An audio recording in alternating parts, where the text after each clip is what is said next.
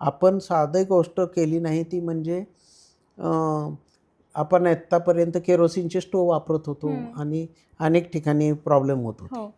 Ethanol हे green fuel आहे हे यासाठी म्हणतात कारण ते अन्नपदार्थापासून आणि प्लांटपासून बनतं.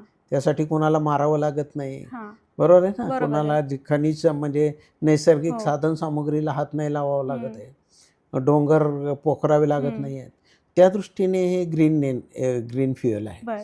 परंतु हे करत असताना लॉंग टर्म जर बघितली शाश्वतता तर अजून 500 वर्षानंतर सुद्धा हे चालू शकेल.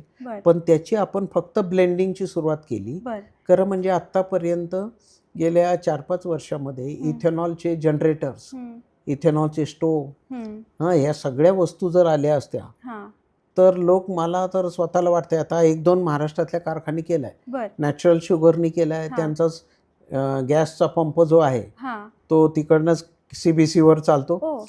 इथेनॉल हे तिकडेच CBC ट्रॅक्टरमध्ये भरतात. म्हणजे ऊस आणणारा जो ट्रॅक्टर आहे त्याच्यातच कॉम्प्रेस्ड बायोगॅस पण 40% वापरला जातो.